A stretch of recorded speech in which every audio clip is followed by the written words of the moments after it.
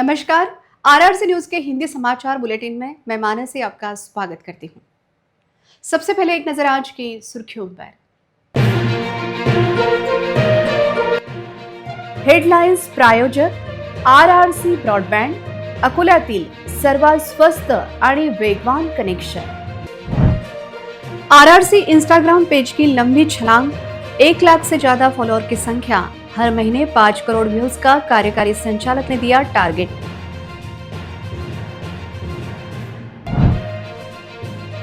महापालिका के स्थायी समिति सभापति पद के लिए विजय अग्रवाल की सशक्त दावेदारी, जल्दी होगा स्थायी समिति सभापति का चयन।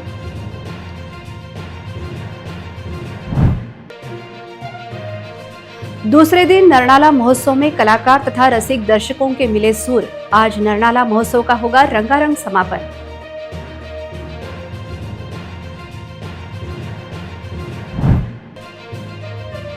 वाशिम जिले में सामूहिक नकल का मामला सामने। 1-2 नहीं बल्कि 581 छात्रों ने की सामूहिक नकल।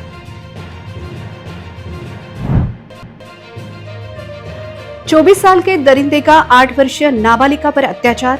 अकोटफाइल पुलिस ने तुरंत गिरफ्तार किया आरोपी को। अब समाचार विस्तार से। आरआरसी न्यूज के इंस्टाग्राम पेज पर 1 लाख से ज्यादा फॉलोअर्स है। इतना ही नहीं, आरआरसी न्यूज के इंस्टाग्राम पेज को हर महीने 3 करोड़ से ज्यादा दर्शक देखते हैं और यह बड़ी छलांग आरआरसी न्यूज ने पश्चिम विदर्भ में लगाई है। चैनल को हर महीने 5 करोड़ से ज्यादा दर्शक देखें, ऐसी उम्मीद कार्यकारी संचालक पंकज देशमुख ने केक कटिंग प्रोग्राम में व्यक्त की। पश्चिम विदर्भ में सबसे आगे चल रहे आरआरसी न्यूज के यूट्यूब सब्सक्राइबर 2.5 लाख तक पहुंच जाएंगे। यूट्यूब चैनल को 2,46,000 दर्शकों ने सब्सक्राइब किया है। यूट्यूब और फेसबुक पर करोड़ों दर्शक हर महीने आरआरसी न्यूज के पेज और चैनल की खबरें देख रहे हैं। इंस्टाग्राम पेज को अब हर महीने 3 करोड़ से ज्यादा दर्शक मिल रहे हैं। आरआरसी के इंस्टाग्राम पेज पर 1 लाख से ज्यादा फॉलोअर्स हैं। इस मौके पर आरआरसी ऑफिस में सभी सोशल मीडिया टीम के लिए एक सत्कार रखा गया था। Main video editor Manish Deshmukh के हाथों केक काटा गया। इस मौके पर आरआरसी नेटवर्क के कार्यकारी संचालक पंकज देशमुख, चिन्मय देशमुख, मुख्य व्यवस्थापक Prasad Pisolkar, RRC news unit head Rajesh Nikhade और अन्य लोगों ने आरआरसी की सोशल मीडिया टीम को बधाई दी। इस मौके पर कार्यकारी संचालक पंकज देशमुख ने आरआरसी नेटवर्क की सफलता और नए टारगेट तय करने के लिए पूरी टीम को बधाई दी।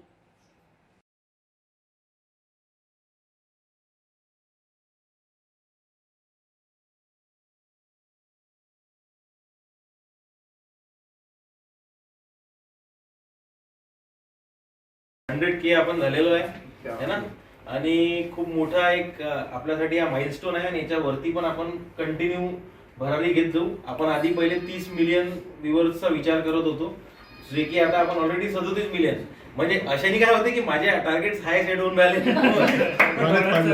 वाढत चाललेला आहे। आपल्याला किमान 50 म्हणजे 50 मिलियन म्हणजे 5 कोटी, म्हणजे आता मी 100 मिलियन म्हणणार की आपल्याला 100 मिलियन पर्यंत जायचं आहे ना। आणि याच्यात सगळ्यात तुमच्या लोकांचं अभिनंदन, आणि खूप चांगल्या प्रकारे आपण कंटेंट टाकतोय आणि आपण पहिलेपेक्षा खूप जास्ती अपग्रेड होतोय। आणि सगळ्या अँकर्स पण, सगळी एडिटर टीम, सगळी सेल्स टीम, सगळी म्हणजे आपल्या ऑफिसची पूर्ण टीम, व्हिडिओ एडिटिंग टीम, सगळ्यांनी उत्कृष्ट काम केलेलं आहे आणि त्यासाठी मी तुमच्या सगळ्यांना एक बिग कॉंग्रॅच्युलेट करतो है ना। चला घ्या केक कटिंग करा।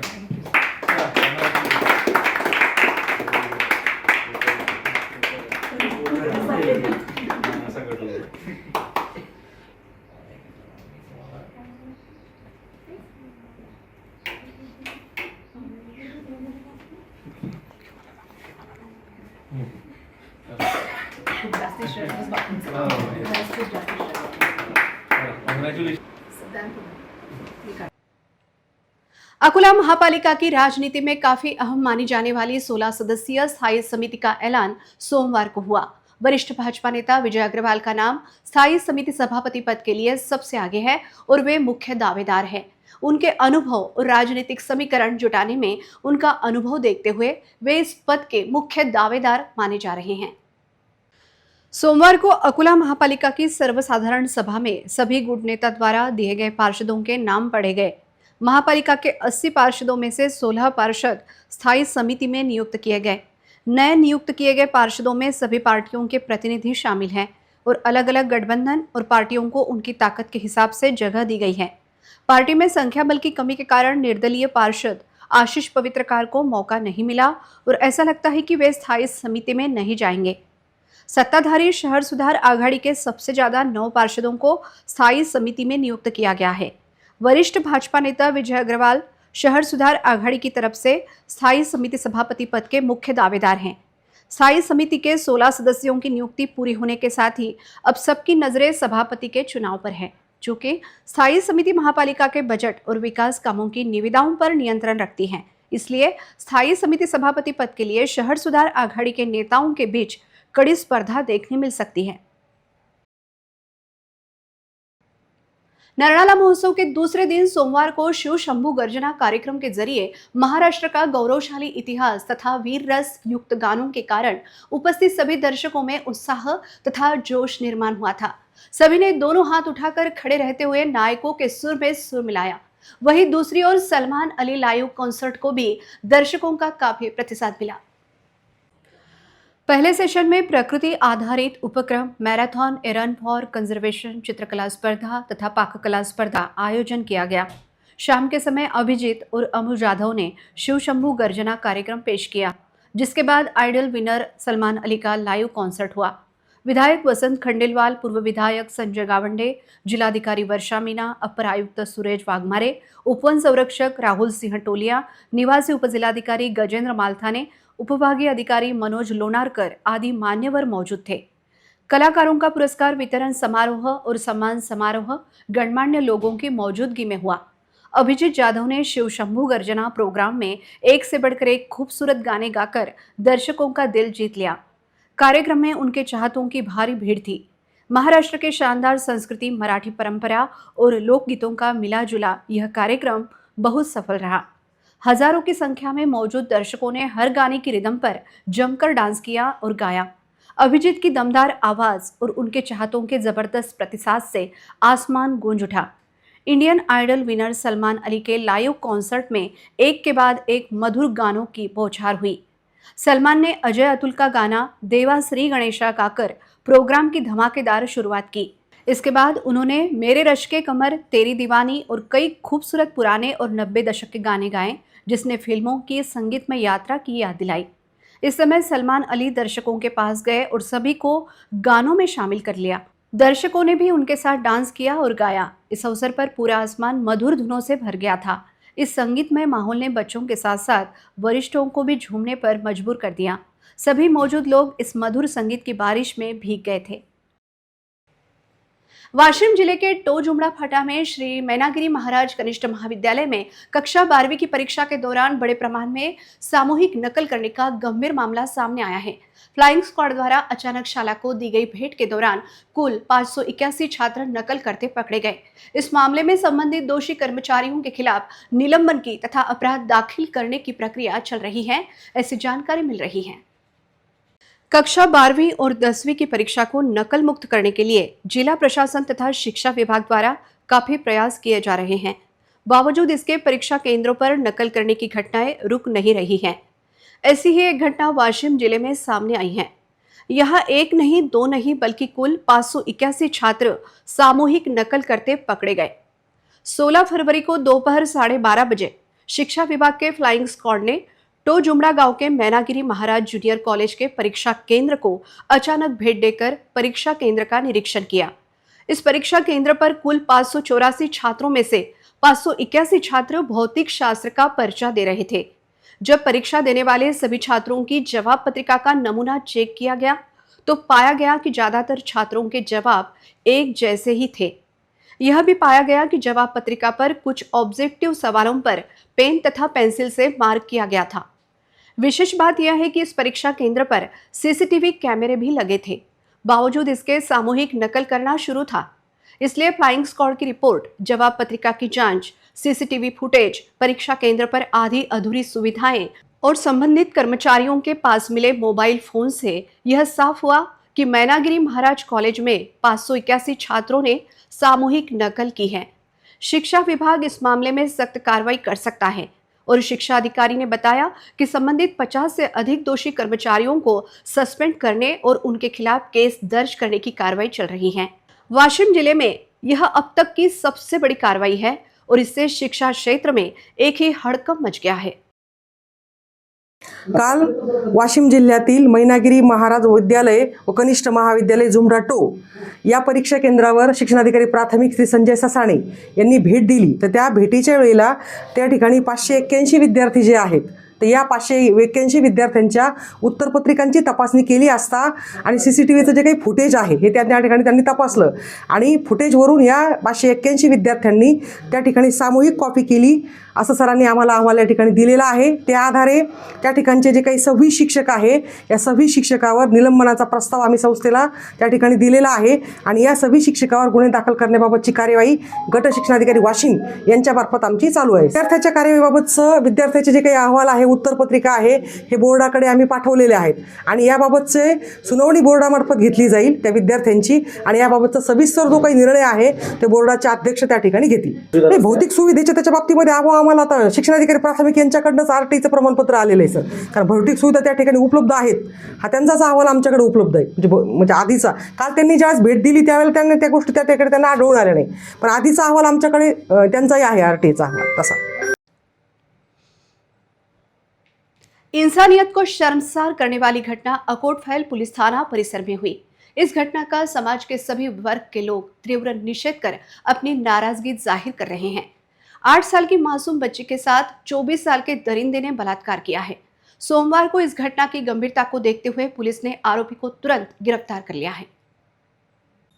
अकोटफैल पुलिस थाना परिसर में एक गरीब परिवार रहता है। पति पत्नी के झगड़े के बाद मां अपनी 3 बेटियों के साथ अलग रह रही थी। इसी बीच उसकी जान पहचान आरोपी सोहेल खान जमीर खान उम्र 24 से हुई, जो उनके घर आता जाता था। इसका फायदा उठाकर वह 8 साल की बच्ची पर बुरी नजर रखता था। कल सोमवार को घर पर कोई नहीं था।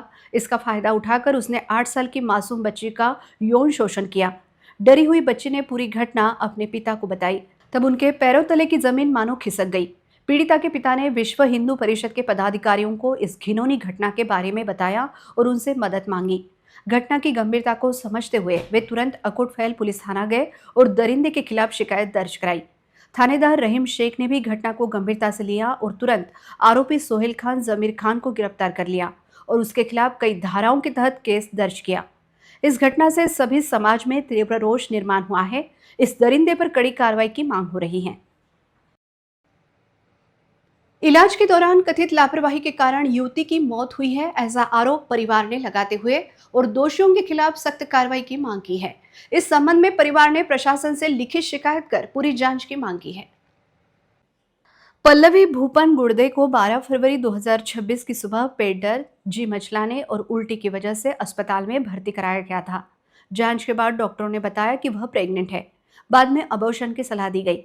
परिवार के मुताबिक उसकी हालत पूरी तरह से स्थिर नहीं होने के बावजूद ऑपरेशन जल्दबाजी में किया गया। 14 फरवरी की सुबह उसे ऑपरेशन थिएटर ले जाया गया। उसके बाद परिवार परेशान हो गया था क्योंकि उन्हें काफ़ी देर तक कोई जानकारी नहीं दी गई। शाम को डॉक्टर ने बताया कि उसे इंजेक्शन से रिएक्शन हुआ है, जिसके चलते उसे ICU में शिफ्ट करने की ज़रूरत है क्योंकि उसे सांस लेने में दिक्कत हो रही है। परिवार का आरोप है कि शुरू में ज़रूरी सुविधाएं समय पर नहीं मिली, बाद में उसे दूसरे हॉस्पिटल में शिफ्ट कर दिया गया। कुछ दिनों तक इलाज चला, लेकिन 23 फरवरी 2026 को उसकी मौत हो गई। इस घटना से परिवार को बहुत मानसिक और आर्थिक नुकसान हुआ है। जिला शल्य चिकित्सक डॉक्टर पवार ने मामले की जांच के लिए एक कमेटी बनाई थी। परिवार ने दावा किया है कि कमेटी की रिपोर्ट में 2 कॉन्ट्रैक्ट रूप पर कार्यरत डॉक्टरों की जिम्मेदारी बताई गई है। शिकायत करने वाले विनायक मोहने ने कहा कि उनकी बेटी की मौत के बाद उनके 2 छोटे बच्चों का कोई सहारा नहीं रहा। इसलिए यह मांग की गई है कि दोषियों के खिलाफ हत्या का मामला दर्ज किया जाए और सख्त कार्रवाई की जाए तथा आर्थिक मदद दी जाए। इस मांग का समर्थन करते हुए अशोकराव गिरे ने न्यायिक जांच की मांग की है। कार्रवाई न होने पर विरोध प्रदर्शन करने की चेतावनी भी दी गई है। मी आज पत्रकार परिषदेचं आयोजन केलं, याच्या मागचा एक उद्देश आहे।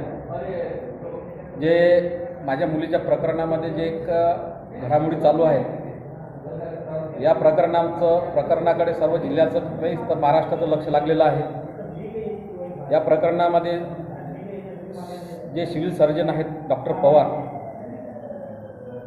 यांनी 2 डॉक्टरांचा बळी दिलेला आहे, म्हणजे त्यांना दोषी ठरवून त्यांना निलंबित केलेलं आहे। त्याच्यानंतर त्यांच्या समितीमध्ये ते दोषी असल्याचं आढळलेलं आहे, त्यांच्यावर गुन्हा पण दाखल झालेला आहे। पण मला एक आक्षेप असा घ्यायचा आहे त्यांच्यावर का ते दोन्ही डॉक्टर कंत्राटी आहेत, तात्पुरते स्वरूपाचे कंत्राटी डॉक्टर आहेत। त्यांना असा कोणता दांडगा अनुभव आहेत का ते एवढे मोठे तज्ज्ञ डॉक्टर आहेत त्यातले, या एवढ्या मोठ्या ऑपरेशनची जबाबदारी, एवढ्या मोठ्या पेशंटची जबाबदारी त्यांच्यावर कशी काय CS लोकांनी, त्यांच्या अधीक्षकांनी सोपवली आणि त्या कंत्राटी डॉक्टरांना सुद्धा ही कशी काय जबाबदारी एवढी मोठी स्वीकारली, त्यांनी कशी काय हिंमत केली? बरं ठीक आहे, त्यांनी जबाबदारी स्वीकारली, हिंमत केली, चांगली गोष्ट झाली, परंतु त्यांच्या हातून पेशंट बचावला नाही ना। मग आता प्रश्नचिन्ह निर्माण कुठं होते का? मला आता हे असं वाटते का हे दोन्ही डॉक्टर बोगस आहेत, त्यांनी पैसे देऊन डिग्री आणलेले आहेत।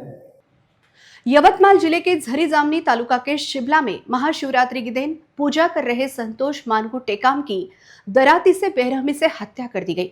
शुरुआती तौर पर माना जा रहा है कि पड़ोसियों के बीच मामूली झगड़े की वजह से यह खूनी घटना हुई। बाद में आरोपी को पुलिस ने हिरासत में ले लिया है। संतोष टेकाम अपने घर के सामने आंगन में मंडप के भीतर भगवान शिव की मूर्ति के सामने पूजा कर रहे थे। उसी समय बगल में रहने वाले शालिक सीताराम आतराम ने अचानक उन पर धारदार दराती से हमला कर दिया। हमले में टेकाम का गला कट गया और उनके दोनों हाथ बुरी तरह जख्मी हो गए। उनका दाहिना हाथ थोड़ा टूट गया था। उनकी मौके पर ही मौत हो गई। उनकी चीख पुकार सुनकर दौड़ी टेकाम की पत्नी ने अपने पति को बचाने की कोशिश की, लेकिन मारपीट में वह भी घायल हो गई। उसे इलाज के लिए पहले उपजिला अस्पताल पांढरकौड़ा ले जाया गया। उसकी हालत गंभीर होने की वजह से उसे आगे के इलाज के लिए यवतमाल के जिला अस्पताल रेफर कर दिया गया है। घटना के बाद आरोपी आतराम अपने परिवार के साथ भागने की कोशिश कर रहा था, लेकिन पुलिस ने उसे घटनास्थल से करीब 10 किलोमीटर दूर माथार्जुन बाजार परिसर से गिरफ्तार कर लिया। उसके पास से एक तेज दराती बरामद की गई है। पाटन पुलिस स्टेशन के थानेदार मिलिंद सरकटे और उनके साथी मौके पर पहुंचे और पंचनामा कर सीनियर अधिकारियों को सूचित कर दिया गया था। घटनास्थल पर फॉरेंसिक टीम भी पहुंच गई थी। अकोला जिलाधिकारी कार्यालय के आपूर्ति विभाग में कर्मचारियों की कमी का खामियाजा नागरिकों को उठाना पड़ रहा है। आवेदन स्वीकृति के लिए केवल एक ही कर्मचारी तैनात होने के कारण नागरिकों को कतार में घंटे तक खड़े रहने की नौबत आ रही है। अकोला जिलाधिकारी कार्यालय के आपूर्ति विभाग में कार्यालयीन कर्मचारियों की कमी की वजह से यहां आने वाले लोगों को काफ़ी परेशानी उठानी पड़ रही है। आपूर्ति विभाग में राशन कार्ड से नाम कम करना या बढ़ाना, राशन कार्ड की गलतियां सुधारना, नए राशन कार्ड बनाने के साथ साथ मरीजों के इलाज के लिए सर्टिफिकेट बनाने और आवेदन स्वीकृति के लिए यहां केवल एक ही कर्मचारी नियुक्त होने के कारण यहां आने वाले लोगों को घंटों लाइनों में खड़ा रहना पड़ता है। पिछले कई दिनों से लोग यहां कर्मचारी बढ़ाने की मांग कर रहे हैं, लेकिन आपूर्ति विभाग के अधिकारियों का इस समस्या की ओर दुर्लक्ष हो रहा है, ऐसा नागरिकों का कहना है। यह देखते हुए जिलाधिकारी द्वारा इस मामले पर गंभीरता से ध्यान दे और उचित कार्रवाई की मांग हो रही है। Central council for research in yoga and naturopathy national institute के अशासकीय सदस्य के रूप में प्रसिद्ध योग गुरु मनोहर इंगले की नियुक्ति 3 वर्ष के लिए की गई है, जिसके चलते उनका सभी ओर अभिनंदन हो रहा है। भारत के प्रधानमंत्री श्री नरेंद्र मोदी जी की लगातार कोशिशों की वजह से अंतर्राष्ट्रीय योग दिन भी शुरू हुआ है और तब से आम लोगों का योग की तरफ झुका हुआ है। केंद्रीय आयुष मंत्रालय के मंत्री श्री प्रतापराव जाधव ने नरेंद्र मोदी की प्रेरणा से central council for research in yoga and naturopathy national institute की स्थापना कर समाज के जाने माने योग गुरु मनोहर इंगले की 3 वर्ष के लिए अशासकीय सदस्य के रूप में नियुक्ति की गई है। मनोहर इंगले, जो 2004 से अकोला जिले में निःशुल्क योगा क्लास ले रहे हैं, वे शिवतेज प्रतिष्ठान अकोला के जरिए कई सामाजिक काम कर रहे हैं। उन्होंने पुलिस ट्रेनिंग सेंटर और जेलों में कैदियों को भी योग सिखाया है। उनकी योगा क्लास में जिले के और बाहरी जिलों के कई ज़रूरतमंद लोगों ने निःशुल्क योग शिविर का फायदा उठाकर अपनी बीमारियों को दूर किया है। अकोला शहर के नेहरू पार्क में ध्यान धारणा का जाहिर क्लास भी वह लेते हैं। उन्हें 2010 में महाराष्ट्र सरकार से गुणवंत कामगार अवार्ड से सम्मानित किया था।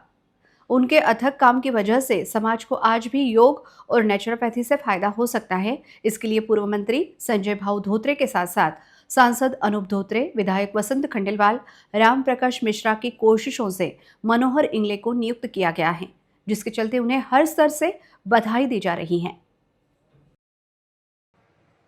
जवाहर नगर के शिरसाट मार्केट में बिना इजाजत के निर्माण किए गए दुकानों का अतिक्रमण महापालिका के अतिक्रमण विरोधी दस्ते ने हटा दिया। सोमवार को जेसीबी से दुकानों को गिरा दिया गया। अतिक्रमण विरोधी दस्ता फिर से सक्रिय होता दिख रहा है।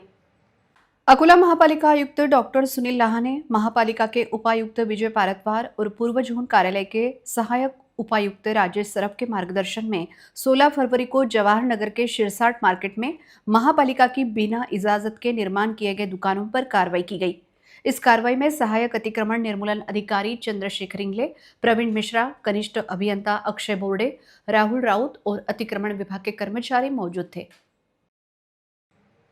अकोला शहर के अलग अलग हिस्सों में नालियों में भारी मात्रा में कचरा जमा हो गया है, जिससे इलाके में बदबू फैल रही है और लोगों के लिए सेहत की गंभीर समस्या खड़ी हो गई है। नालियों की रोजाना सफाई न होने से गंदगी, प्लास्टिक कचरा और सीवेज जमा हो गया है। घंटा गाड़ी ड्राइवरों की हड़ताल से सफाई व्यवस्था चरमरा गई है। केवल 30 गाड़ियों के भरोसे शहर की सफाई हो रही है।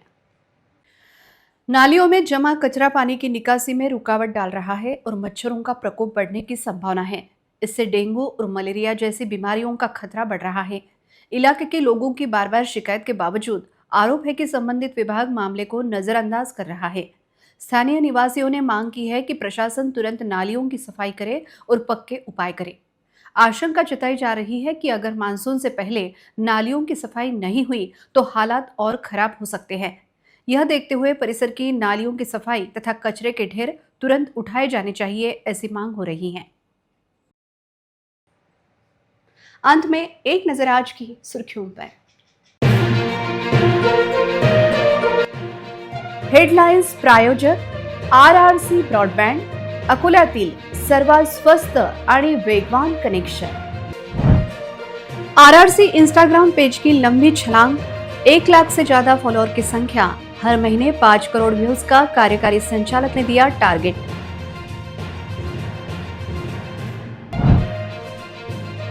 महापालिका के स्थायी समिति सभापति पद के लिए विजय अग्रवाल की सशक्त दावेदारी, जल्दी होगा स्थायी समिति सभापति का चयन।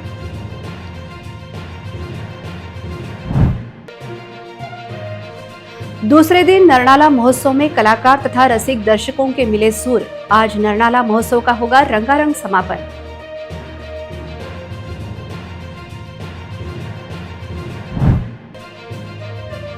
वाशिम जिले में सामूहिक नकल का मामला सामने। 1-2 नहीं बल्कि 581 छात्रों ने की सामूहिक नकल।